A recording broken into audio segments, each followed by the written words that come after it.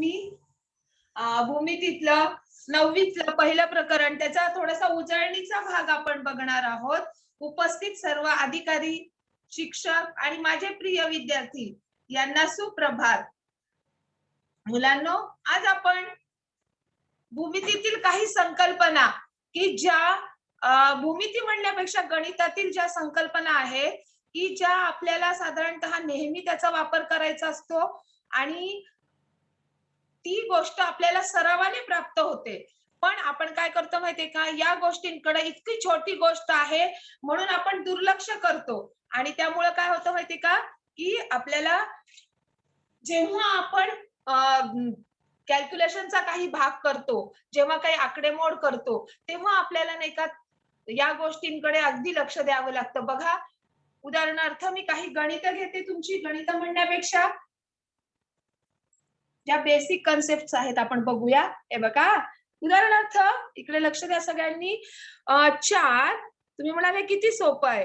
4 वजा समजा आपण 2 केलं तर या ठिकाणी आपण बघा फक्त 4 या संख्येला काहीही चिन्ह नाहीये. 4 या संख्येला काहीही चिन्ह नाहीये म्हणजे 4 या संख्येच्या तिथे काय आहे, अधिक आहे. जेव्हा कोणतंही चिन्ह नसतं तेव्हा ते अधिक असतं असं आपण गृहीत धरायचं असतं. आपण प्रत्येक ठिकाणी असं अधिक लिहित नाहीत. लिहिलं नाही म्हणजे त्या ठिकाणी काय आहे, अधिक आहे. आणि जेव्हा आता 4 वजा 2 म्हटल्यानंतर या दोन्ही संख्यांची चिन्ह वेगवेगळी आहेत आणि जेव्हा या दोन्ही संख्यांची चिन्ह वेगळी असतात तेव्हा आपण काय करायची असते, वजाबाकी करायची असते. आता 4तनं 2 गेले, खाली उरले 2 आणि वजाबाकीला मोठ्या संख्येचं चिन्ह द्यायचं असतं. आता 4 आणि 2 मध्ये मोठी संख्या कोणती आहे, 4. मग 4चं चिन्ह काय आहे, अधिक. म्हणून आपण या वजाबाकीला काय करतो, अधिक चिन्ह देतो. आणि बघा तुम्ही, आपण डायरेक्ट असं लिहितो, आपण अधिक लिहित बसत नाही. 4 वजा 2 बरोबर 2. का असं लिहितो, तर या ठिकाणी हे 4 इथं मी तुम्हाला सांगितल्याप्रमाणेच 4 काय आहे, अधिक आहे आणि इकडे सुद्धा हे 2 अधिक आहे आणि अधिक असेल तर आपण ते लिहायची आपल्याला गरज नसते. म्हणून मग आपण काय करतो माहितीये का, ते लिहित नाही. आता यानंतर समजा अजून एक आपण उदाहरण घेऊया याच बाबतीत. समजा असं असेल तर -4 आणि -2. आता -4 आणि -2 अशा वेळेस आपण बघायचं की या दोन्ही संख्यांचं चिन्ह काय आहे. आता आपण बघितलं की या संख्येचं चिन्ह काय आहे, दोन्ही संख्यांचं चिन्ह वजा आहे. मग दोन्ही संख्यांचं चिन्ह जेव्हा वजा असतं तेव्हा किंवा दोन्ही संख्यांची चिन्ह सारखी असतील. आता या ठिकाणी दोन्ही संख्यांची चिन्ह सारखी आहेत ती म्हणजे काय, वजा आहेत. दोन्ही संख्यांची चिन्ह जेव्हा सारखी असतात तेव्हा बेरीज करायची आणि त्या बेरजेला त्या संख्यांचं चिन्ह द्यायचं. म्हणजे या ठिकाणी -4 आणि -2 यांची बेरीज येणार 6 आणि या दोन्ही संख्यांचं चिन्ह काय आहे, वजा आहे. म्हणून इथं काय येणार, -6. एवढं लक्षात ठेवायचं की आता बघा या दोन्ही संख्येची चिन्ह सारखी आहेत. 4चं पण चिन्ह वजा आहे आणि 2चं पण चिन्ह वजा आहे. अशा वेळेस दोन्ही संख्येची जेव्हा चिन्ह सारखी असतात तेव्हा बेरीज करायची आणि बेरजेला त्या संख्येचं चिन्ह द्यायचं. मग त्या संख्येचं चिन्ह या ठिकाणी वजा आहे म्हणून या बेरजेला आपण काय चिन्ह दिलं, वजा चिन्ह दिलं. याकडे सगळ्यांनी लक्ष द्यायचं. त्याच्यानंतर मग तुम्ही म्हणाल की बघा ही तर बेरीज आपण नेहमी करतो, 4 अधिक 2. आपण एवढा विचार करतो का, आपण डायरेक्ट 6 लिहून टाकतो. या ठिकाणी लिहितो की नाही 6. का, तर या ठिकाणी बघा या 4चं चिन्ह काही चिन्ह नाहीये म्हणजेच याचा अर्थ काय, हे 4 जे आहेत हे काय आहेत, अधिक आहेत आणि 2 पण या ठिकाणी काय आहे, अधिक आहेत. म्हणजे दोन्ही धन आहेत. दोन्ही संख्यांचं चिन्ह सारखं आहे. दोन्ही संख्यांचं चिन्ह सारखं असल्यामुळे आपण काय करतो, त्यांची बेरीज करतो. मग बेरीज किती आली, 4 आणि 2 6 आणि त्या संख्येचं चिन्ह देतो आपण. मग त्या दोन्ही संख्यांचं चिन्ह अधिक आहे म्हणजे या ठिकाणी अधिक आणि अधिक असेल तर आपण मागे लिहित नाही, बरोबर. त्याच्यानंतर मग अजून एक आपण बघूया याच्यामध्येच की -4 आणि +2. आता याचं काय होईल, आता या ठिकाणी बघा, या ठिकाणी बघतो आपण की 4चं चिन्ह वजा आहे आणि 2चं चिन्ह अधिक आहे, म्हणजे दोन्ही संख्यांची चिन्ह काय आहेत, वेगवेगळी आहेत. आणि जेव्हा दोन्ही संख्यांची चिन्ह वेगळी असतात तेव्हा काय होते, वजाबाकी होते. मग आता 4तनं 2 गेले, खाली किती उरले, 2. आणि वजाबाकीचं चिन्ह म्हणजे झालं, आता ह्या 4तनं 2 गेले आणि मोठ्या संख्येचं चिन्ह दिलं जातं. आता मोठी संख्या कोणती आहे, 4. तिचं चिन्ह काय आहे, वजा. म्हणून या ठिकाणी ह्याला काय द्यायचं, -2. परत एकदा सांगते मी तुम्हाला, बघा. आता या ठिकाणी सुद्धा बघा, इथं सुद्धा आपण काय केलं होतं बघा. हे इथं लिहिते मी खाली म्हणजे तुम्हाला कळेल. 4 - 2. या दोन उदाहरणांबद्दल आपण विचार करूया, बघा हा. ओके.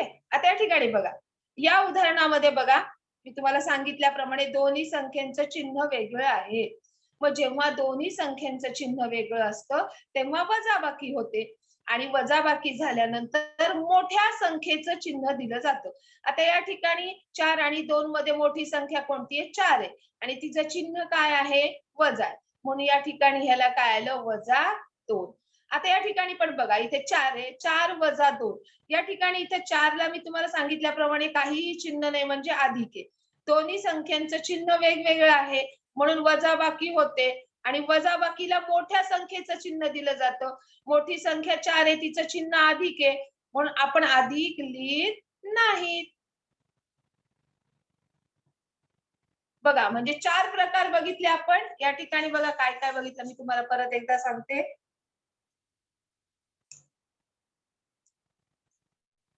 हे बघा, आपण अजून दुसरं एक उदाहरण घेऊया.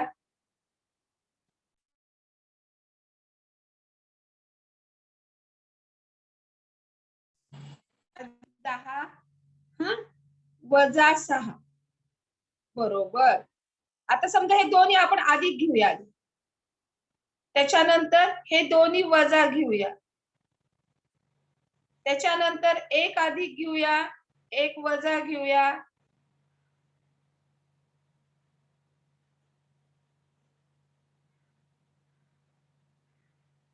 ओके. आता या ठिकाणी लक्षात घ्या, बघा, हे दोन्ही अधिक आहेत, हे दोन्ही अधिक आहेत. आपण म्हणून काय लिहायचं, 10+6.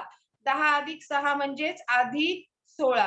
अधिक असेल तर आपण लिहित नाही, एवढं लक्षात ठेवायचं.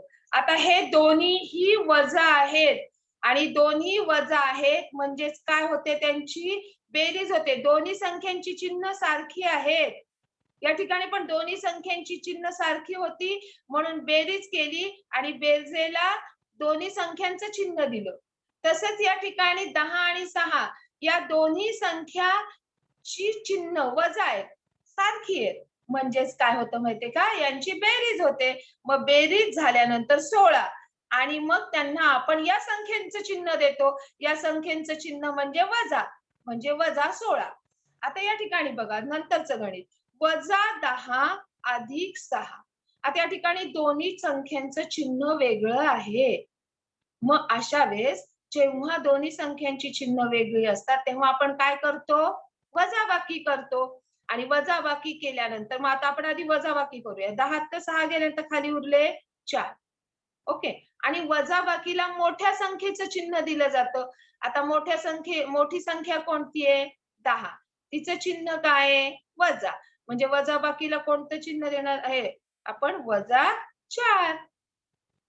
तसंच 10 - 6 या ठिकाणी दोन्ही संख्यांचं चिन्ह वेगवेगळं आहे म्हणजेच काय होते, वजाबाकी होते 4.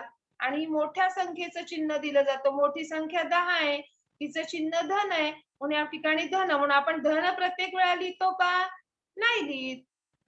म्हणून मग इथं काय येणार, +4. हे एवढ्या गोष्टी या अगदी आपल्याला पूर्ण बीजगणित असू दे, भूमिती असू दे, या 4 गोष्टी आपल्याला माहित असणं अगदी गरजेचं आहे. हे जर तुम्हाला आलं तर तुम्हाला, आता तुम्ही अंतराची जी गणितं केलेली आहेत त्याच्यामध्ये तुम्हाला याचा खूप ठिकाणी वापर करायचा आहे. परत तुम्हाला ज्या अंतराच्या गणितामध्ये नाही का तुम्हाला काही गोष्टी आहेत बघा. उदाहरणार्थ आपण एक गणित घेऊया. गणित म्हणण्यापेक्षा मी एक उदाहरण तुम्हाला समजून सांगते बघा हा. तुम्हाला असं गणित असतं कधी कधी.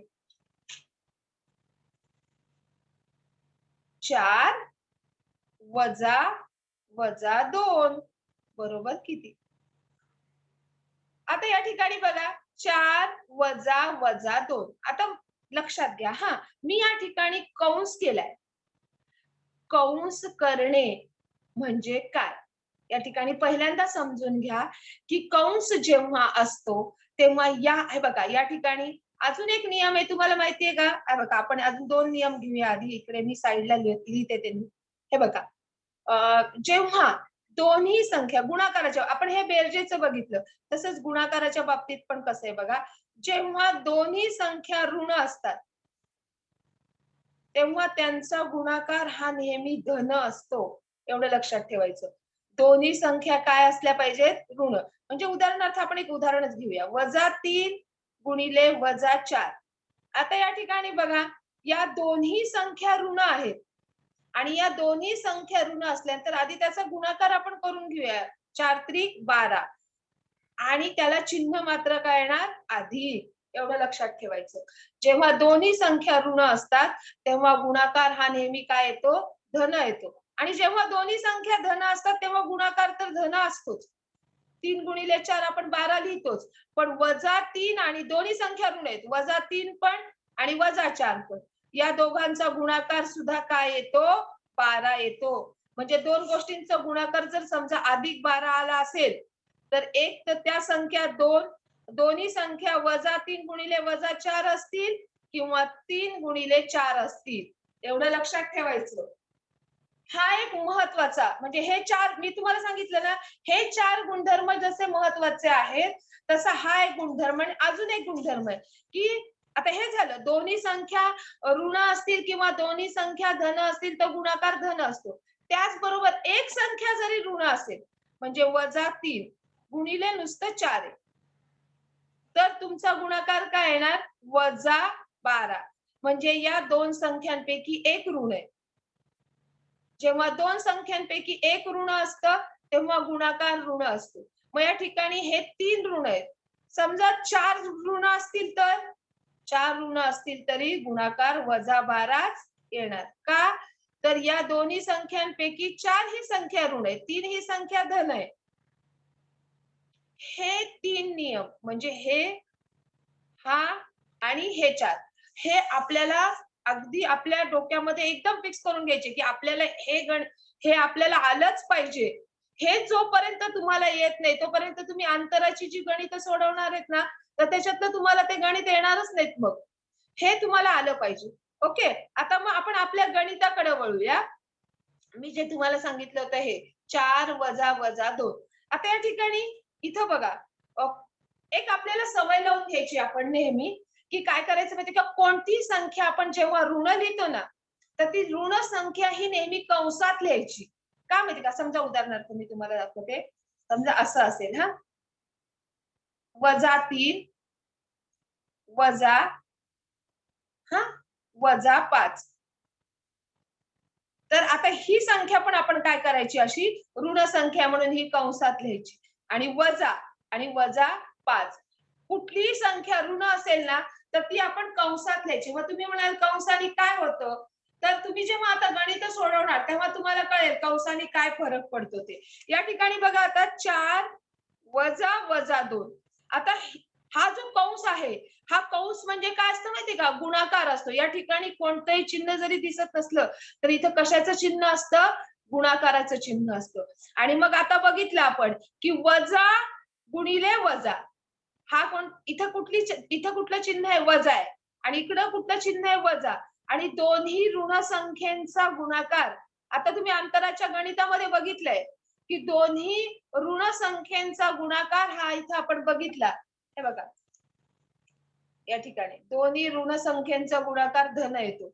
म्हणून 4 वजा वजा 2 म्हणजेच हे येतं 4 अधिक 2 म्हणजेच हे येतं 6. एवढं लक्षात ठेवायचं. हे असं आपण का लिहिलं? 4 वजा वजा 2 बरोबर 4 अधिक 2. मी अधिक 2 का लिहिलं? याच्या मागचं कारण काय की या ठिकाणी परत एकदा दाखवते 4 वजा वजा 2 म्हणजेच काय की या वजानी या वजाला गुणायचं. इथे कंस म्हणजे गुणाकाराचं चिन्ह असतं आणि या वजानी या वजाला गुणल्यानंतर दोन ऋण संख्येचा गुणाकार हा नेहमी धन येतो. म्हणून 4 अधिक 2. 4 आणि ह्या दोन्हीचा वजा गुणिले वजा काय येणार? अधिक येणार. 4 अधिक 2 बरोबर 6. या पद्धतीने हे आपण गणित बघितलेलं आहे. म्हणून आपल्याला या गोष्टी माहित असणं आवश्यक आहे. मला असं वाटलं की तुम्हाला, कारण मी जेव्हा माझ्या वर्गातल्या मुलांना आता शिकवलं तेव्हा मला असं कळलं की त्यांच्या या ज्या मूलभूत कल्पना आहेत, मूलभूत संकल्पना आहेत की बेरीज आणि गुणाकारामध्ये काय होतं हे त्यांना समजलेलं नाही. म्हणून मी आज तुमच्यासाठी हे घेत आहे. खरं तर आपला पुढचा पोर्शन आहे, पण तुमच्या या जर पूर्ण संकल्पना समजल्या नाहीत तुम्हाला तर पुढची गणित करणं तुम्हाला अवघड जाईल. म्हणून मी हे घेते. आता या ठिकाणी अजून आपण एक गणित घेऊया. बघा हा, आता हे समजा इथलं मी वरचंच गणित परत इथं घेते हा. बघा हा, वजा 3 वजा वजा 5 असा. आता 3-4 वेळेला वजा आलं ना की आपण खूप घाबरतो. अशा वेळेस घाबरायचं नाही. आधी आपण काय करायचं, कुठलंही गणित आधी आपण काय करायचं, मनामध्ये नाही का समजून घ्यायचं की नेमकं काय करायचं आणि मग लिहायला जायचं. डायरेक्ट तुम्ही लिहायला गेलं तर तुमची एखादी स्टेप चुकू शकते. मग या ठिकाणी आपण काय करूया, आधी आपण वजा 3 ला जशाला तसं लिहून घेऊया. हा, आता हे वजा आणि हे वजा, आता तुम्हाला मी आत्ताच सांगितलं की हे वजा गुणिले हे वजा म्हणजे यांचा गुणाकार होतो. मग गुणाकार झाल्यानंतर दोन ऋण संख्येचा गुणाकार काय असतो? धन असतो. मग हे वजा 5 गुणिले वजा इथं. हा, मग इथं वजा 5 गुणिले वजा आहे म्हटल्यानंतर इथं काय येणार? वजा गुणिले वजा अधिक येणार. म्हणजे 3 वजा 3 अधिक 5. आणि मग तुम्हाला माहिती या दोन्ही संख्या वेगवेगळ्या आहेत. दोन्ही संख्या वेगवेगळ्या म्हणजे काय, त्यांचं चिन्ह वेगळं आहे. या ठिकाणी इथे वजा आहे आणि इथं अधिक आहे. मग अशा वेळेस या दोन्ही संख्यांचं काय होतं, या दोन्ही संख्यांची काय होते? वजाबाकी होते. आणि वजाबाकी झाल्यानंतर बघा आता 5तनं 3 गेल्यानंतर खाली किती उरले? 2. आणि मोठ्या संख्येचं चिन्ह दिलं जातं. मोठी संख्या कोणती आहे? 5 आहे. तिचं चिन्ह काय आहे? धन. म्हणजे या ठिकाणी हे काय येणार? अधिक 2. ओके. हा, आता तुम्हाला नाही का काही विचारायचं असेल तर आपण तासिका झाल्यानंतर मी तुम्हाला विचारायला संधी देणार आहे. हा, आता या ठिकाणी बघा अजून एक गणित. आता मी ह्याचीच तुलना करू आपण, या दोन गणितांची तुलना करूया. आता समजा मी उदाहरणार्थ या ठिकाणी असं दिलं तुम्हाला -3. बघा मी हा गणिताचा असा भाग आधी तुम्हाला समजावं म्हणून हे असं लिहिते हा, म्हणजे तुम्हाला कळेल. ओके. हा, आणि ना मी हे वेगळ्या अक्षरात लिहिते. हा, हे आहे -3. हा, आणि बघा हा वजा, मी इथं अधिक 5 लिहिते. मग तुम्ही म्हणाल मी इथं अधिक का दिलं? खरं म्हणजे ते अधिक असेल तर इथं आपल्याला कंस करण्याची गरज नाही. पण या दोघांची तुलना करायची म्हणून मी हे कंसात लिहिलं. आता या ठिकाणी बघा, इथे वजा आणि इथं अधिक आहे.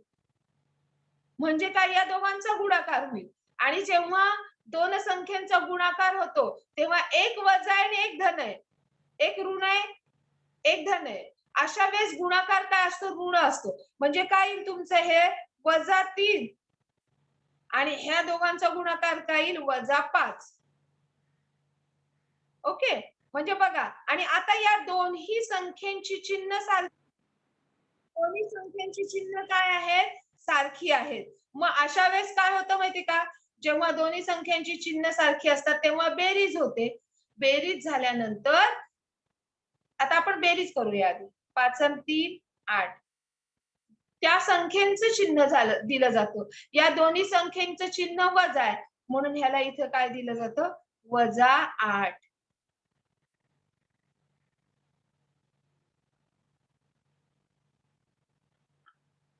बघा काय फरक, बघा फक्त थोडासा एका चिन्हाचा फरक केला तर गणिताच्या उत्तरामध्ये किती फरक आला. या ठिकाणी बघा काय केलं, इथे -3, इथं वजा वजा असल्यामुळे ह्या दोन्ही संख्या ऋण असल्यामुळे त्यांची बेरीज धन होते.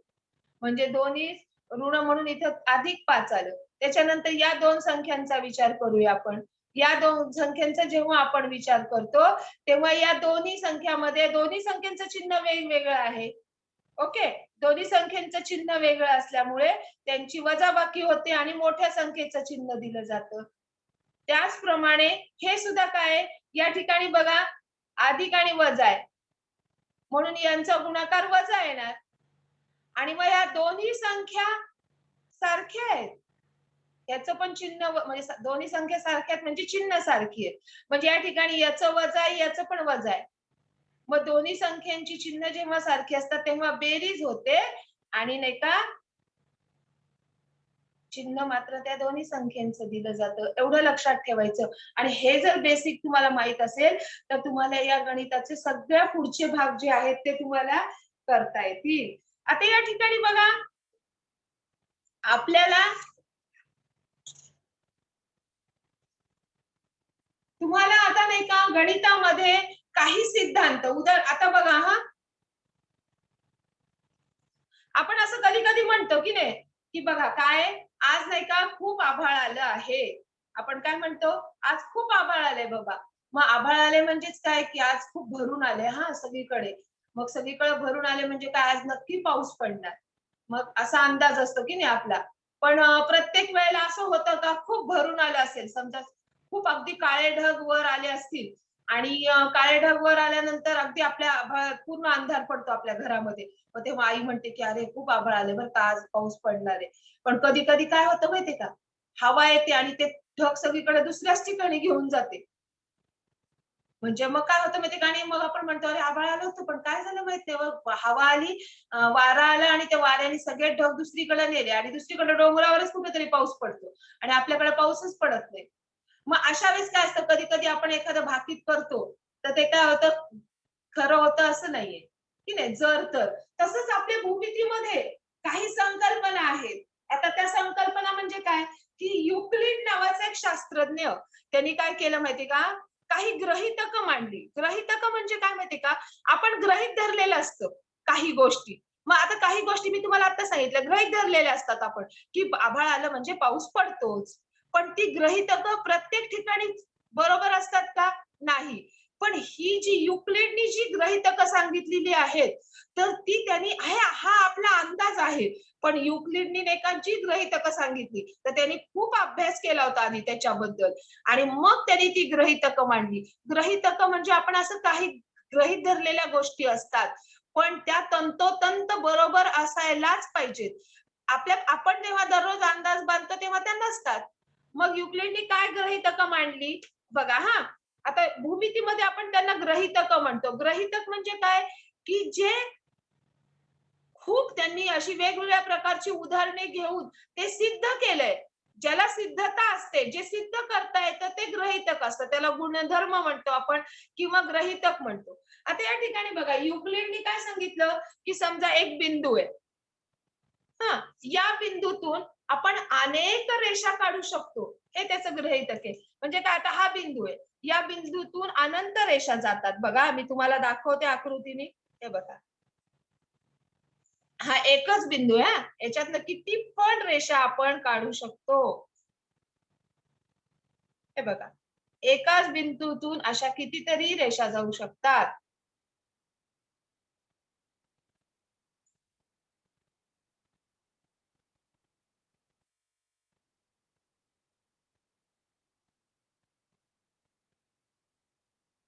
अशा किती रेषा जाऊ शकतात.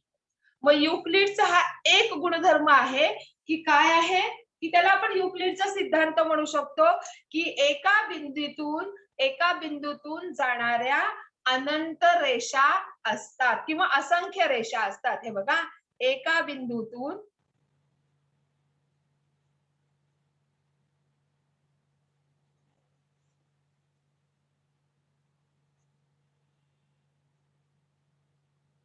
जाणाऱ्या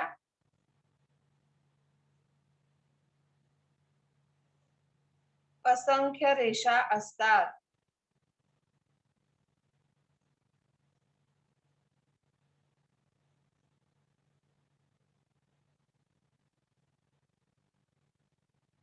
हे युक्लिडनी पहिला सिद्धांत मांडला आणि त्यांनी हे नाही का अगदी जेव्हा मांडलं तेव्हा त्यांनी भरपूर अभ्यास केला. त्यांनी आधी बघितलं की एका बिंदूतून किती रेषा जाऊ शकतात, असं त्यांनी त्याचा अभ्यास केला आणि त्यानंतर सिद्धांत मांडला. त्याच्यानंतर काय की दुसरा सिद्धांत त्यांनी काय मांडला की दोन बिंदूतून एक आणि एकच रेषा जाते. आता दोन बिंदू आपण घेऊया. समजा उदाहरणार्थ आपण इथे समजा हा एक बिंदू घेतला आणि हा एक बिंदू घेतला आणि या दोन बिंदूतून बघा तुम्ही कसेही काढायला जा, एकच रेषा जाते. तुम्ही घरी पण करून बघा. ए आणि बी समजा आपण या बिंदूंना नाव दिलं तर तुम्ही काढून बघा, या दोन बिंदूतून आपल्याला फक्त एकच रेषा काढता येते. तुम्ही कसंही काढा, या आपल्याला दोन बिंदूतून फक्त एकच रेषा काढता येते. म्हणून त्यांनी काय सांगितलं, दोन बिंदूतून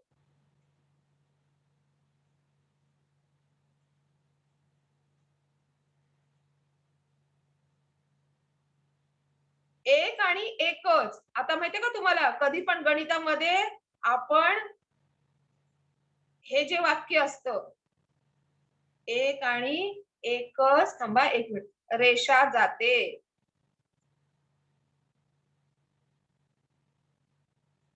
तर हे एक आणि एकच म्हणजे काय की आपण ठाम आहे, अगदी सांगतो की फक्त एकच जाते, पण नुसती एक जाते म्हणल्याला आपण एवढं ठाम नसतो. तुम्ही माहिती ना, आपण म्हणतो की काय एखाद्या गोष्टीबद्दल, एखाद्या व्यक्तीबद्दल आपल्याला खात्री असेल, ती व्यक्ती आज येणार आणि आपल्याला एकदम खात्री असेल तर आपण काय म्हणतो, ती व्यक्ती आज येणारच, तू बघच. तसंच ती येणारच म्हणजे या ठिकाणी च जे आहे ते खूप महत्वाचं आहे. आपल्याला एकदम खात्री आहे त्याबद्दल.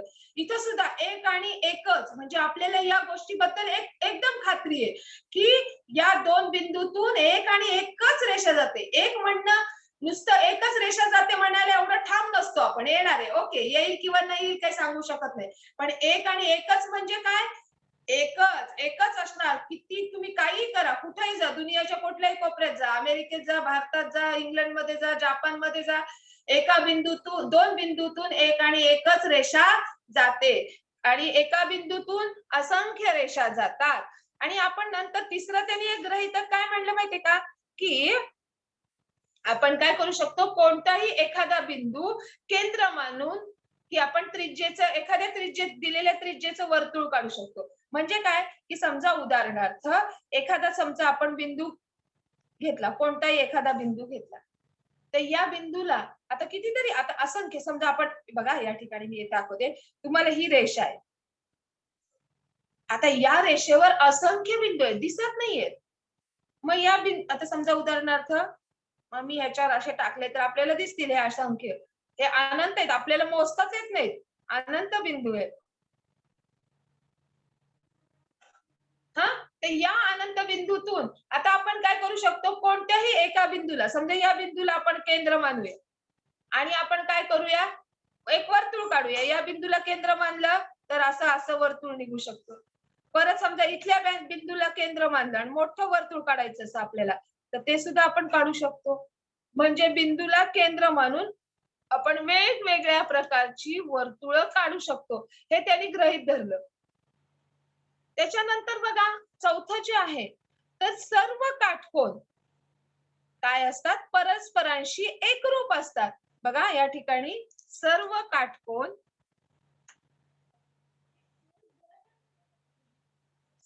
काटकोन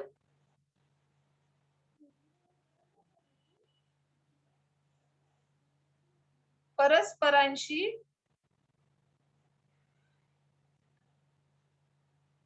एकरूप असतात.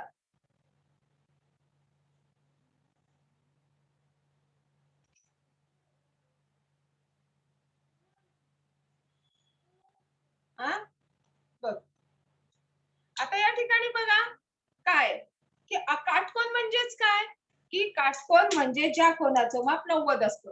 आता तुम्हाला ना प्रत्येकाला ना काटकोन म्हणजे काय माहितीये का, सवय झाली की काटकोन कसा असतो, आपण सहसा बघा हा, काढताना आपण असा काटकोन काढतो.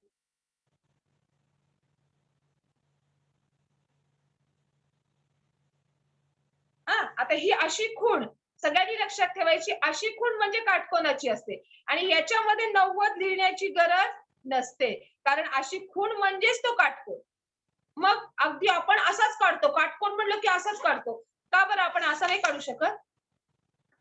मला वाटलं मी असा काढणार. आपण काटकोन आहे. मला असं वाटलं मी असा पण काढू शकते काटकोन.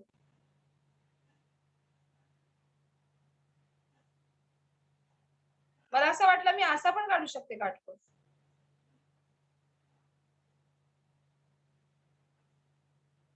कसाही काढा.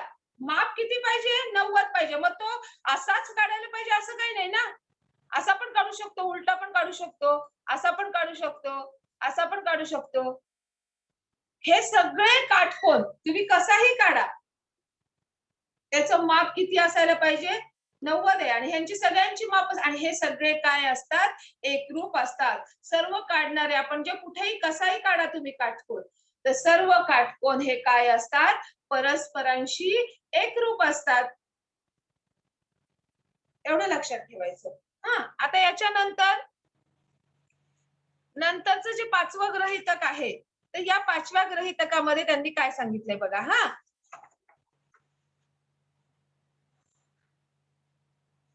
काय सांगितलंय? 2 रेषा यांना जर एका छेदिकेने छेदले आणि जर आंतरकोनांची बेरीज, आता या ठिकाणी बघा आधी लक्षात घ्या. आपण आधी 2 रेषा काढूया. यांना काय केलंय आपण आधी आपण या 2 रेषा समांतर घेऊया या 2 रेषा एकमेकींना समांतर आहेत या एकमेकींना छेदत नाहीत म्हणून आपण यांना समांतर म्हणतो. आणि 2 रेषा समजा यांचं नाव देऊया आपण एल आणि एम आणि ह्यांना एक छेदिका काढली आपण, तिला नाव देऊया एन. आता काय माहिती का, आता तुम्ही 8वीला तुम्ही हे शिकलेला आहात की जेव्हा या ठिकाणी बघा हे मी इथे समजा त्यांना नाव दिलं, इथे समजा हे आंतर कोण आहेत बघा, आतल्या बाजूचे जे कोण आहेत, समजा मी इथं ए हे नाव दिलं या कोणाला आणि या कोणाला नाव दिलं बी, तर हे दोन्ही आंतरकोन आहेत आणि तुम्ही मागच्या वर्षी हे अभ्यासलेलं आहात आणि या वर्षी पण आपल्याला दुसरंच प्रकरण आहे समांतर रेषा आणि त्याच्यामध्ये आपल्याला हे अभ्यासायचं आहे की या 2 आंतरकोनांची बेरीज जेव्हा या 2 रेषा समांतर असतात, बघा पहिला मुद्दा आधी या 2 रेषा समांतर असणे आवश्यक आहे. मग या 2 रेषा जेव्हा एकमेकींना समांतर असतात तेव्हा यांच्या आंतरकोनांची बेरीज ही 180 अंश असते. म्हणजे ए अधिक बी बरोबर 180 अंश. किंवा आपण असं म्हणू शकतो की 2 आंतरकोनांची बेरीज ही 2 काटकोना इतकी असते. बघा पुस्तकामध्ये काय तुम्ही जर तुमच्याकडे पुस्तकं असतील तर त्याच्यामध्ये बघा पान नंबर 9 वर जे 5वं गृहीतक दिलं आहे त्याच्यामध्ये असं त्यांनी सांगितलंय की 2 रेषा व त्यांची छेदिका काढली असता एका बाजूला तयार झालेल्या आंतरकोनांची बेरीज 2 काटकोनापेक्षा कमी असेल तर त्या रेषा त्याच दिशेने वाढवल्यास एकमेकींना छेदतात. आता या ठिकाणी ह्या 2 रेषा समांतर आहेत आणि या 2 रेषा जेव्हा समांतर असतात तर तेव्हा नाही का या 2 आंतरकोनांची बेरीज नेहमी 180 अंश असते. पण त्यांचं म्हणणं काय, जेव्हा या 2 रेषा समांतर असणार नाही, म्हणजे आता उदाहरणार्थ मी अशा इथं बाजूला दुसरी रेषा काढते बघा ही एक रेषा आणि मी एक थोडीशी त्याला छेद म्हणजे आता या 2 रेषा बघा तुम्हाला असं वाटतं की आता या ठिकाणी मी दुसरी रेषा काढली तर तुम्ही म्हणाल की बघा तुम्हाला दिसताना या छेदलेल्या दिसतायत का? नाही. मग या छेदणाऱ्या नाही आहेत का? आहेत. कारण काय माहिती का रेषा अमर्याद असते. रेषेची लांबी मोजता येते का? नाही मोजता येत. इथे या ठिकाणी बाण दाखवलेत. बाण दाखवले म्हणजेच काय, ह्याचा अर्थ ही अशी पुढे वाढत जाणार आहे आणि ही पण इकडे पुढे वाढत जाणार आहे. मग या 2 रेषा कुठे ना कुठेतरी एकमेकींना येऊन मिळतील आणि मग यांच्यामधली जर आपण समजा ह्यांची एक छेदिका काढली आणि यांच्या जर या आंतरकोनांची बेरीज काय दोन काटकोनांपेक्षा काय असणार आहे नक्कीच तुम्ही मोजून बघा. आधी काय करा माहितीये का, तुम्ही घरी जाऊन आता घरी आपला तासिका झाली की बघायचं. या ठिकाणी बघा, तुम्ही आधी या दोन रेषा समांतर काढून घ्या आणि मग या दोघांच्या कोनातील हे दोघांच्या कोनाचं माप बघा, याचं माप बघा आणि याचं माप बघा आणि या दोघांची बेरीज करा, बरोबर 180 आली पाहिजे. आणि काय करा, दोन रेषा एकमेकींना अशा थोड्याशा छेदणाऱ्या काढा आणि त्यांच्यामधल्या नाही का या कोणाची बेरीज आणि या कोणाची बेरीज करून बघा तुम्ही. या कोणांच्या दोन्ही कोणांची बेरीज 180 पेक्षा कमीच येणार. बघा तुम्ही कसंही काढा तुम्ही, दोन समजा या दोन रेषा एकमेकींना छेदणाऱ्या आहेत आणि यांच्या आंतरकोनांची जर तुम्ही बेरीज केली तर ती नेहमी दोन काटकोनांपेक्षा म्हणजे 180 पेक्षा नेहमी कमी असते. एवढं लक्षात ठेवायचं.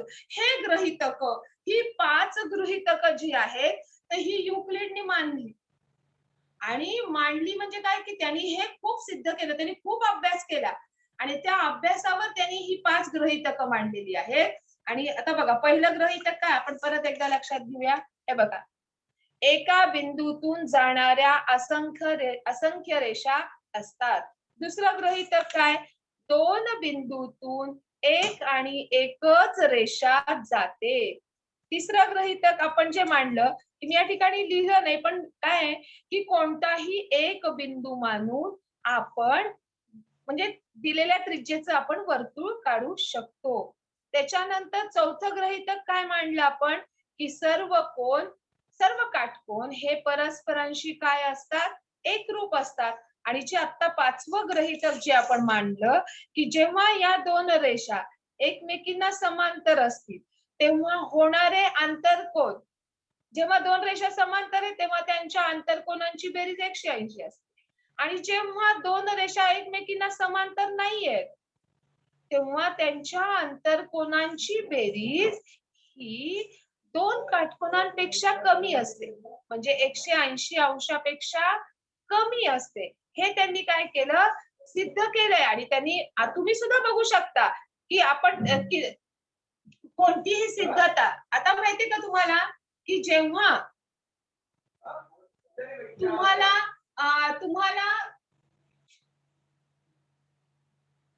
काय करावं लागतं, उदाहरणार्थ थांबा आता एक मिनिट. आता आपण प्रत्येक गोष्टीला तुम्हाला एखादा समजा नियम असेल तर त्या नियमाच्या आधारावर तुम्हाला काय करायचं असतं, सिद्धता सिद्ध करायची असते, बरोबर. मग या ठिकाणी काय की समजा उदाहरणार्थ आपण आता घेऊया की बघा हा, मी एक विधान लिहिते. आयताच्या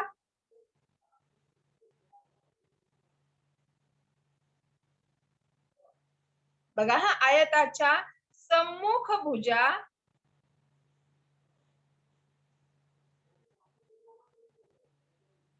एकरूप असतात.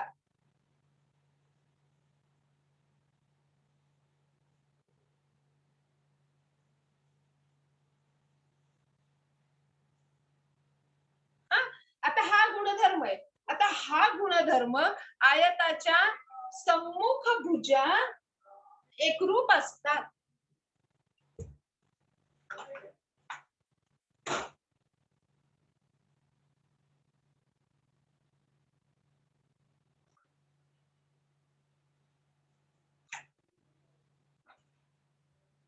आयताच्या सम्मुख भुजा एकरूप असतात म्हणजेच काय की या ठिकाणी हा गुणधर्म आहे आणि या गुणधर्माच्या आधारावर आता हा गुणधर्म आपल्याला सिद्ध करता येतो, हा सिद्ध करून दाखवलेला आहे. तर काय असतं माहितीये का की एखादं विधान आपण जेव्हा तयार करतो तेव्हा त्याला नाही का आपण जर तरच्या रूपात पण लिहू शकतो. तर आता जर तरच्या रूपात कसं लिहायचं, आता हे विधान आहे, आयताच्या सम्मुख भुजा एकरूप असतात. आता हे कसं लिहिणार, जर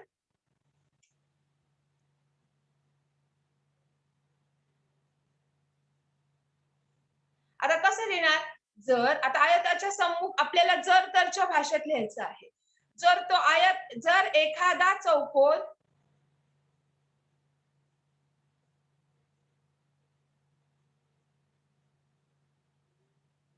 आयत असेल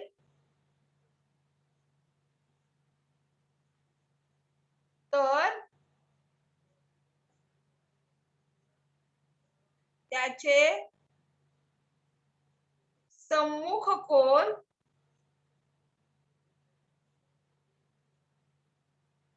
एकरूप असतात.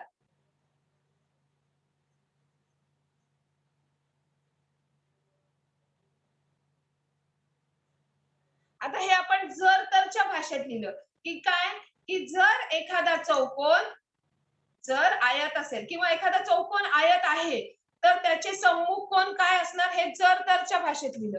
ह्याला आपण जर तरची भाषा म्हणतो. जर एखादा चौकोन आयत असेल तर त्याचे सम्मुख कोन एकरूप असतात. हे आपण जर तरच्या भाषेत लिहिलं. आता याच्यानंतर हे विधान झालं. आता ह्याचा जर आपल्याला व्यत्यास करायचा असेल, व्यत्यास म्हणजे काय, की हे बघा दोन, आता विधानाचे दोन भाग आहेत. एक म्हणजे जर नंतरचा भाग आणि दुसरा आहे तर नंतरचा भाग. आता समजा आपण जेव्हा व्यत्यास म्हणजे काय, की आपण उलट करायचं. आधी आपण हा भाग घ्यायचा, कोणता, तर नंतरचा भाग घ्यायचा आणि नंतर जर नंतरचा भाग घ्यायचा. तर समजा आपण असं म्हणू शकतो, या ठिकाणी बघा आता मी हे काय आहे, हे विधान आहे. या ठिकाणी इथं मी लिहिते हे विधान आहे, हे विधान.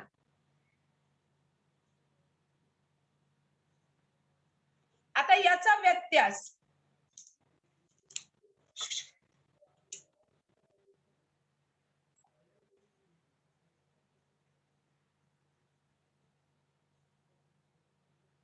आता याचा व्यत्यास काय, आता बघा जर, आता मी लिहिते काय, आता वरचं पुढचं वाक्य आधी लिहायचं आपण. हा, जर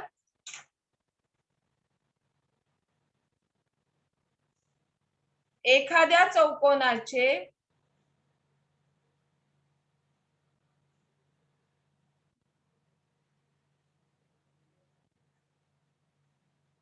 सम्मुख कोन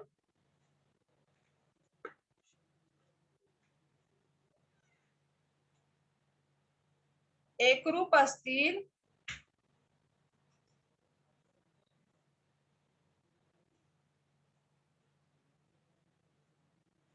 तर तो आयत असतो.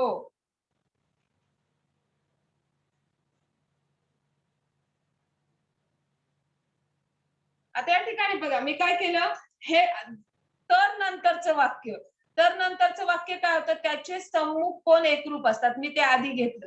जर एखाद्या, अर्थ बदलला नाही पाहिजे, अर्थ म्हणण्यापेक्षा आपला जे मेन उद्देश आहे. आता या ठिकाणी काय, जर एखाद्या चौकोनाचे सम्मुख कोन एकरूप असतील तर तो आयत असतो. हे त्याचं काय व्यत्यास झाला. पण एवढं लक्षात ठेवायचं की आपण समजा एखाद्या विधानाचा आपण जेव्हा व्यत्यास करतो तेव्हा ते विधान बरोबरच असेल याची खात्री नसते. आता या ठिकाणी बघा हे विधान आहे. आता तुम्हाला आकृती माहिती आहे, तुम्हाला हे पण माहिती आहे की काय, बघा आपण आता विधान नीट समजून घेऊया. काय पहिल्यांदा बघा, एखादा चौकोन आयत असेल तर त्याचे सम्मुख कोन एकरूप असतात, हे अगदी बरोबर आहे. पण जर एखाद्या चौकोनाचे सम्मुख कोन एकरूप असतील तर तो, सॉरी सम्मुख भुजा ना, आपण इथे सॉरी इथे आपण भुजा, इथं आपण काय घेतलं होतं, हे घेतलं होतं की आयताच्या भुजा एकरूप असतात. हे जाऊ दे. आता हे ह्याच्याबद्दल बोलूया. एखादा चौकोन आयत असेल तर त्याचे सम्मुख कोन एकरूप असतात. किंवा मग आता हाच विधान जर समजा, आता या ठिकाणी बघा फक्त आयताचेच नसतात तर सगळ्या भरपूर आकृती आहेत की आपण त्याचे सम्मुख कोन एकरूप आहेत. उदाहरणार्थ बघा, हा समजा समभुज चौकोन आहे, याचे सुद्धा काय असतात, सम्मुख कोन एकरूप असतात. असे वेगवेगळे विधान आहेत. अजून एक विधान घेऊया. बघा तुमच्या पुस्तकामध्ये, एक मिनिट मी तुम्हाला दाखवतेच. हे बघा, हा दुसरं विधान घेऊया आपण. या ठिकाणी बघा इथं दिलेलं आहे, आयताचे कर्ण एकरूप असतात. बघा, आयताचे कर्ण एकरूप असतात. हे जर विधान आपण जर तरच्या रूपात लिहायचं असेल तर कसं लिहिणार, या ठिकाणी बघा, हा आयताचे कर्ण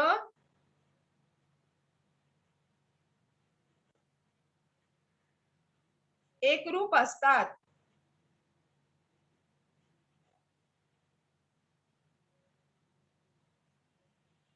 आता ह्याला आधी आपण जर तरच्या रूपात लिहूया. जर एखादा चौकोन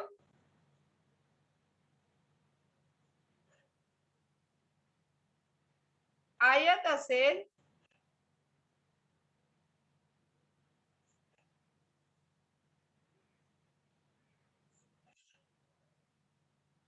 तर त्याचे कर्ण एकरूप असतात.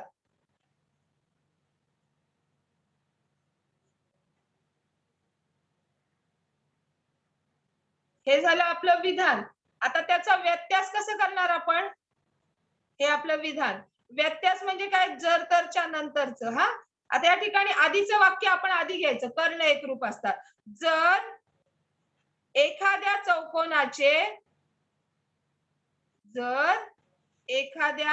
चौकोनाचे कर्ण एकरूप असतील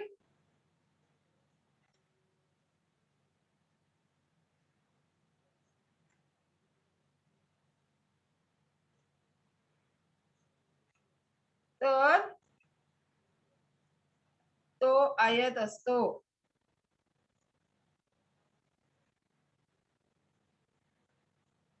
आता या ठिकाणी बघा, आपण व्यत्यास काय केला? व्यत्यास म्हणजे आपण काय केलं? तर नंतरचं वाक्य आपण आधी घेतलं. जर एखाद्या चौकोनाचे कर्ण एकरूप असतील तर तो आयत असतो. विधान काय होतं? जर एखादा चौकोन आयत असेल तर त्याचे कर्ण एकरूप असतात. आता आपल्याला नाही का, आता हे साधं विधान दिलं होतं त्यांनी, आयताचे कर्ण एकरूप असतात. मग आपल्याला या विधानाला प्रत्येक एखादं भूमितीतलं जे विधान असतं तर त्याला आपण जरतरच्या रूपात लिहू शकतो, कारण तो गुणधर्म आहे आणि त्याला आपण पाहिजे तसं बदलू शकतो म्हणजे काय? की या ठिकाणी बघा, आता आपण पण प्रत्येक वेळेस मी तुम्हाला तेच सांगितलं की प्रत्येक वेळेला त्याचा व्यत्यास बरोबरच असेल असं नाही. आता या ठिकाणी एखाद्या चौकोनाचे कर्ण एकरूप असतील तर तो आयत असतो. तर हे विधान नाही का प्रत्येक वेळेला बरोबर असेलच असं नाहीये. कारण काय असतं की फक्त आयताचेच कर्ण एकरूप आहेत का? नाही, दुसऱ्या पण कुठला चौकोन असू शकतो. आपण पुढे ते अभ्यासायचं आहे आधी. पण आधी एवढं लक्षात ठेवायचं की आपण जेव्हा व्यत्यास लिहितो तेव्हा तो बरोबरच असेल असं नाही. आपण फक्त विधान म्हणून लिहू शकतो. मग एखादा नियम, आता तुम्हाला माहितीये, तुम्ही जेव्हा आता सिद्धता घेणार बघा तुमच्या पुस्तकामध्ये ना, मला मला आता आपल्याला तेवढा वेळ नाही सिद्धता घ्यायला, पण एक सिद्धता म्हणजे आपल्याला आहे. तर या बघा तुम्हाला फक्त थोडीशी कल्पना येईल की नेमकी काय असते, सिद्धता म्हणजे काय असतं. या ठिकाणी बघा, तुम्हाला एखादं विधान दिलेलं असतं. तुम्ही मागच्या वर्षी सिद्धता अभ्यासलेली आहे. दोन रेषा एकमेकींना छेदल्यास होणारे होणारे परस्पर विरुद्ध कोन समान मापाचे असतात. आता या ठिकाणी ही सिद्धता आहे. मी परत तुम्हाला इथे लिहून दाखवते वाटल्यास.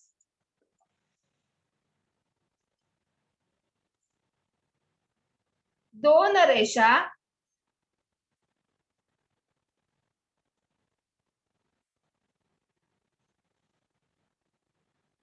एकमेकींना छेदल्यास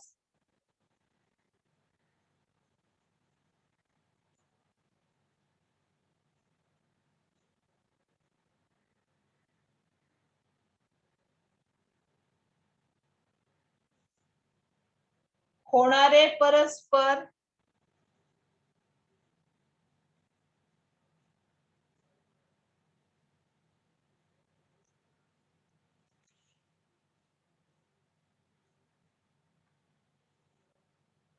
विरुद्ध कोन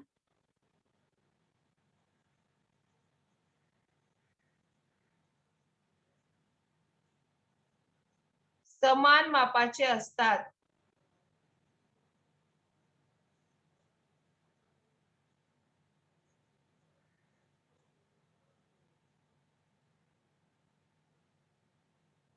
आता हा हा काय आहे? हा गुणधर्म आहे किंवा हा प्रमेय आहे की जर दोन रेषांना एकमेकींना छेदल्यास होणारे विरुद्ध कोन हे काय असतात? एकरूप असतात किंवा समान मापाचे असतात. आता आपल्याला हा नियम सिद्ध करायचा आहे. मग कुठलाही नियम असेल तर तो आपल्याला सिद्ध करता येतो. त्यासाठी आपल्याला काय गरज असते म्हणजे त्याला म्हणतो आपण सिद्धता. आणि ती अशा पायऱ्यांच्या रूपात आपल्याला लिहायची असते. मग ही सिद्धता लिहिण्याची एक पद्धत आहे. पहिल्यांदा कधी पण तुम्हाला जर विधान दिलं असेल तर ते विधान लिहिल्यानंतर त्या विधानाला अनुसरून आपण आकृती काढायची असते आणि मग ती आकृती काय करायची आपण या ठिकाणी आता आपण ती आकृती काढूया. मग काय केलंय आपल्याला दोन रेषा एकमेकींना छेदतायत ही आकृती आपल्याला दाखवायची आहे. मग या ठिकाणी बघा मी या अशा दोन रेषा तयार केल्यात बघा. या हे दोन जे आहे मी या ठिकाणी हे लावले क्ले आणि ही पण क्ले हे ह्याचे बाण आहेत. हा आता या ठिकाणी ही एक रेषा आहे आणि ही दुसरी रेषा या अशा दोन रेषा आहेत. हा आता या दोन रेषा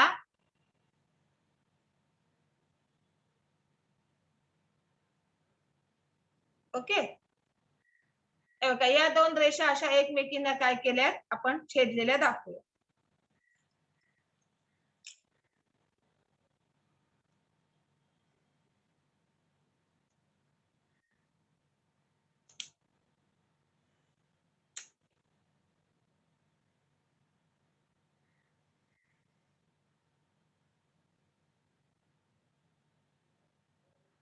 हे बघा या दोन रेषा काय केल्या तशा आपण छेदलेल्या आहेत. तर यांच्यामध्ये जो कोन तयार झालाय कोणता माहितीये या ठिकाणी बघा इथं विरुद्ध कोन. विरुद्ध कोन म्हणजे बघा हे हा एक आणि इकडे हा एक आणि हा हे दोन विरुद्ध कोन आणि बघा दोन जोड्या तयार होतात. हा एक कोन तयार होतो आणि हे बघा मी या ठिकाणी तुम्हाला दाखवते पेनानी. समजा आपण हा एक गृहीत धरूया एक्स वाय हा आणि दुसरा जो विरुद्ध कोन आहे तो हा इकडचा. याला नाव देऊया ए आणि याला नाव देऊया बी. आता ही विरुद्ध कोनांची दुसरी जोडी तयार झाली. हा आता हे दोन्ही विरुद्ध कोन बघा या दोन्ही कोनांचं माप काय असतं समान असतं. म्हणजे कोणता ए आणि बी या दोन रेषा एकमेकींना छेदतायत. मग दोन रेषा तुम्हाला माहितीये विरुद्ध कोनाची व्याख्या काय आहे विरुद्ध कोन. आता या ठिकाणी बघा या ठिकाणीचे हे तयार झालेले आहेत ए आणि बी हे विरुद्ध कोन आहेत. तसंच एक्स आणि वाय हे सुद्धा काय आहेत विरुद्ध कोन आहेत.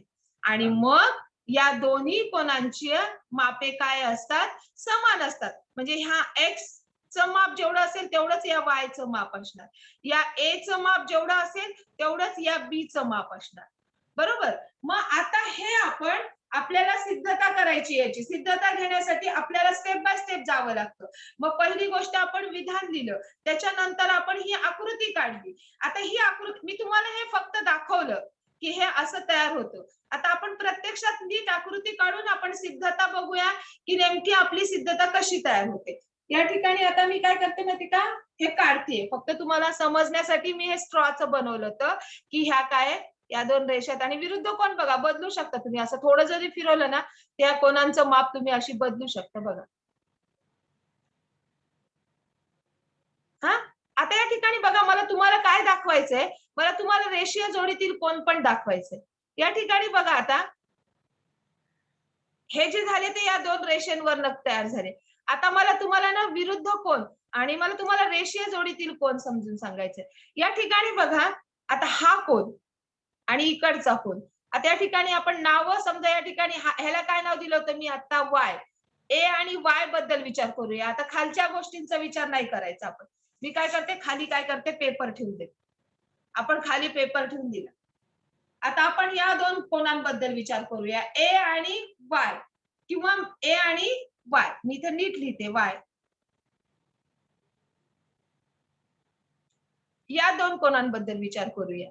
आता या दोन कोनांना आपण काय म्हणतो रेषीय जोडीतील कोन असे म्हणतो. का म्हणतो आपण यांना रेषीय जोडीतील कोन. व रेषीय जोडीतील कोनांची व्याख्या काय आहे या ठिकाणी लक्षात घ्या. रेषीय जोडीतील कोन म्हणजे पहिल्यांदा त्यांना आपण काय म्हणतो लगतचे कोन म्हणतो. लगतचे कोन म्हणजे काय की बघा समजा उदाहरणार्थ आपण ह्याला आता नाव नाही दिलं तरी चालेल पण समजा या ठिकाणी बघा हा एबीसी आहे. मी ह्याला नाव देते इथे समजा हा जो आहे हा आहे बी हा आहे ओ. हा जो बिंदू आहे ना ओ हा आहे ए आणि हा आहे सी. बर का, बघा हा, आता या ठिकाणी बघा, हा आहे बी बिंदू, हा आहे ओ, हा आहे सी आणि हा आहे ए. आता आपण या कोणाबद्दल विचार करूया. बी ओ ए हा कोण, म्हणजे ए या नावाचा कोण जो दाखवलाय तर तो कोण. आणि दुसरा कोण कोणता आहे आपला, ए ओ सी हा दुसरा कोण, म्हणजे जो वाय अक्षराने दाखवलेला आहे. हे दोन्ही कोण रेषीय जोडीतील आहेत का, तर या ठिकाणी बघा, या दोघांमध्ये ओ ए ही भुजा काय आहे, सामायिक आहे, कॉमन आहे. माहितीये ना. आता समजा आपण आपल्या दोन वर्गांचं उदाहरण घेऊया. समजा 9वी ए चा वर्ग आहे आणि त्याच्या बाजूलाच 9वी बी चा वर्ग आहे. तर काय असतं माहिती का, 9वी ए च्या बोर्डवर ज्या ठिकाणी बोर्ड लावलेला असतं, बोर्ड लावलेला असतो, ती भिंत 9वी ए ची आणि 9वी बी ची काय असते, कॉमन भिंत असते, दोघांमध्ये सामायिक भिंत असते ती. तसंच ही ओए ही भिंत काय आहे, दोघांमध्ये सामायिक आहे. ही भुजा आपण ह्याला म्हणतो कोनाची भुजा. आपल्याला आपले जे हात आहेत आपण त्यांना भुजा म्हणतो. तसंच या कोनाचे हे दोन हात आहेत. कोणते, ए या कोनाचे दोन हात आहेत. कोणते, ओ, ह्याला आपण नाव काय दिलंय, बी, ओ बी आणि ओ ए, या त्याच्या दोन भुजा झाल्या या ए कोनाच्या. तसंच या वाय कोनाच्या कोणत्या भुजा झाल्या, ओ ए आणि ओ सी. हा, जेव्हा आपण आता ह्यांना रेषीय जोडीतील कोण कधी म्हणतो, की जेव्हा या दोघांमध्ये एक भुजा कॉमन असते, एक भुजा सामायिक असते आणि त्यांची दुसरी असामायिक भुजा, असामायिक म्हणजे काय, ही सामायिक झाली आणि ही दुसरी जी भुजा आहे ती असामायिक आहे. याची काय येईल, ओबी येईल आणि याची येईल ओसी. या परस्परांचे विरुद्ध किरण असतात. विरुद्ध किरण म्हणजे काय, किरणाची आकृती तुम्हाला माहिती आहे ना. किरण म्हणजे काय, की बघा मी या ठिकाणी दाखवते तुम्हाला, हे किरण आहे. मग तुम्ही म्हणाल का, तर हे हा जो भाग आहे ना, मी हा बाण म्हणून दाखवलाय आणि या ठिकाणी मी बाण लावलेला नाहीये, कारण या ठिकाणी ह्या किरण, तुम्हाला माहितीये किरण हा एका बाजूला अमर्याद असतो आणि दुसऱ्या बाजूला मर्यादित असतो. म्हणजे हा त्याचा इथून सुरुवात होतो किरण आणि हा पुढे त्याचा अंत्यबिंदू तुम्ही सांगू शकत नाही. हा बाण दाखवलेला आहे, म्हणजे हा किती लांब वाढू शकतो, हा किरण आहे. तर या अशा दोन किरणांपासून काय तयार होतं, कोण तयार होतो. हा कोण तयार झालं, हे असे दोन किरण एकत्र आलेले आहेत. दोन किरणांच्या संयोग संचाला आपण कोण म्हणतो. मग या ठिकाणी हा जो कोण आहे, तर हा कोण काय, हे दोन कोण काय आहेत, रेषीय जोडीतील. रेषीय जोडीतील कोण कधी असतात, जेव्हा दोन कोणांमधली एक भुजा सामायिक असते व दुसरी असामायिक भुजा ही परस्परांचे काय असतात, विरुद्ध किरण असतात. म्हणजे विरुद्ध किरण म्हणजे का, हा इकडच्या दिशेला जातो आणि हा याच्या विरुद्ध दिशेला जातो. तेव्हा त्या दोन कोणांना आपण रेषीय जोडीतील कोण असे म्हणतो. आणि त्यांना आपण लहानपणापासून हा सिद्धांत शिकत आलेलो आहोत, की रेषीय जोडीतील कोणांच्या मापांची बेरीज किती असते, 180 अंश असते. म्हणजेच काय, या दोघांच्या मापांची जर तुम्ही बेरीज केली तर ती किती येणार, 180 अंश येणार. एवढं लक्षात ठेवायचं. यांना आपण लगतचे कोण पण म्हणतो, यांना आपण लगतचे कोण म्हणतो, पण लगतचे कोण प्रत्येक लगतचे कोण रेषीय जोडीतील असतीलच असं नाही. पण हे काय आहेत, रेषीय जोडीतील कोण आहेत. रेषीय जोडीतील कोण काय आहेत, तर त्यांच्यामध्ये एक भुजा सामायिक असून त्यांची असामायिक भुजा ही त्यांचे विरुद्ध किरण आहेत. म्हणून या दोन कोणांना आपण काय म्हणतो, रेषीय जोडीतील कोण म्हणतो. मग आता तुम्ही म्हणाल, मी एवढं कशासाठी घेतलं बाबा रेषीय जोडीतील कोण, कारण या गुणधर्माचा वापर आपल्याला या सिद्धतेमध्ये करायचा आहे. आता ही सिद्धतेमध्ये आपल्याला काय बघायचंय, की या दोन कोणांच्या मापांची बेरीज किती आहे, 180 हे आपल्याला माहितीये आणि या गुणधर्माचा वापर करून आपल्याला सिद्धता करायची आहे. मग यासाठी आता बघा, मी इकडे नाही का, आता हे तुमची आकृती झालेली आहे. आता आपण काय करूया, की व्यवस्थित आकृती जी आहे ना, तर ती आपण ह्याच्यावर काढूया, पेपरवर काढूया आणि मग घेऊया.